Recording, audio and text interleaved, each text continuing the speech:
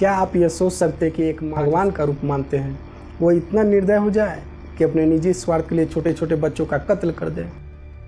मैं आपको एक ऐसी कहानी सुनाने जा रहा हूँ जिसे सुनकर आपके रोंगटे खड़े हो जाएंगे।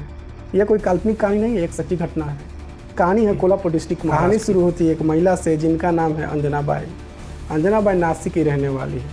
अंजना बाई एक लोकल ड्राइवर से मोहित हो जाती है और उसके साथ पुणे चली जाती है। पुणे में दोनों शादी कर लेते हैं और वहीं साल बाद अंजना बाई एक पुत्री को जन्म देती है जिनका नाम रेणुका रखती है। तीनों साथ साथ रहने लगते हैं। अचानक ट्रक ड्राइवर को क्या होता है, अंजना बाई को छोड़कर कहीं चला जाता है। अंजना बाई इस अनजान शहर में अकेली पड़ जाती है। उन्हें कुछ समझ में नहीं आता कि इस अनजान शहर में वो करे तो करे क्या, इसलिए और अंजना बाई चोरी करने लगती है। इसी तरह उनका दिन बीतते जाता है।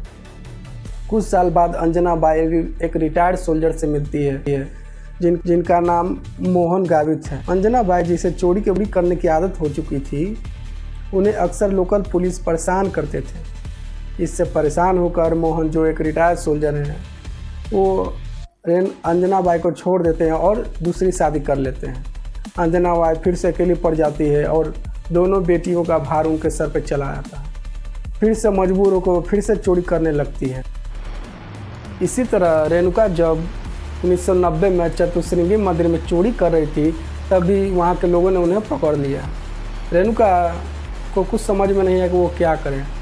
रेणुका के बगल में एक छोटा बच्चा था, उसे अपने गोद में लेकर कहने लगी कि यह मेरा बच्चा, क्या कोई माँ अपने छोटे बच्चे के साथ चोरी कर सकती है?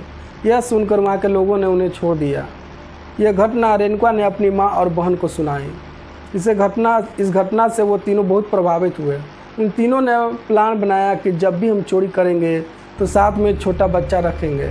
इससे क्या होगा कि लोगों का शक हम पे बहुत कम आएगा, लोग हम पे शक बहुत कम करेंगे। 1990 से लेकर 1996 तक इन तीनों ने मिलकर लगभग 40 से ज़्यादा छोटे छोटे बच्चे को अगवा कर लिया। सभी बच्चे 1 से 5 साल के भीतर के थे।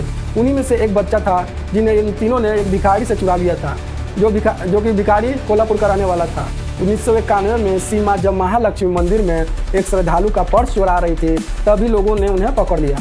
अंजना बाई जो संतोष को अपने साथ लाई थी, संतोष को बहुत जोर से रोड पर फेंक देती है, जिनके कारण संतोष बहुत बुरी तरह रोने लगता है और उसे बहुत चोट आती है। यह देखकर वहाँ के लोग संतोष को चुप करवाने के लिए उसके पास जाते हैं।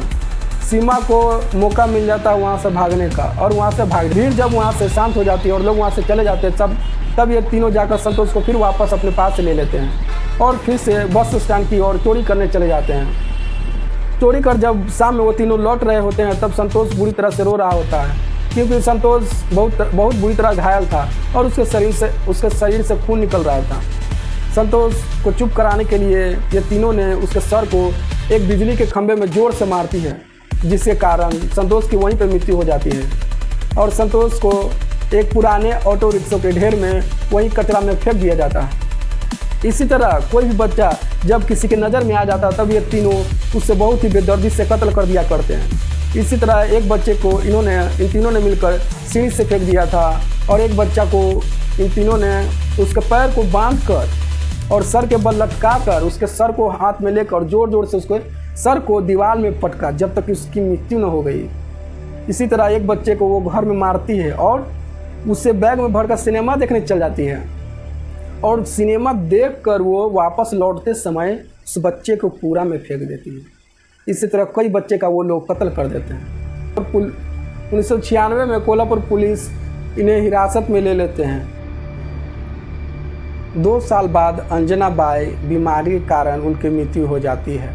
2004 में दोनों बहनों को दोषी पाया जाता है और फांसी की सज़ा सुनाई जाती है।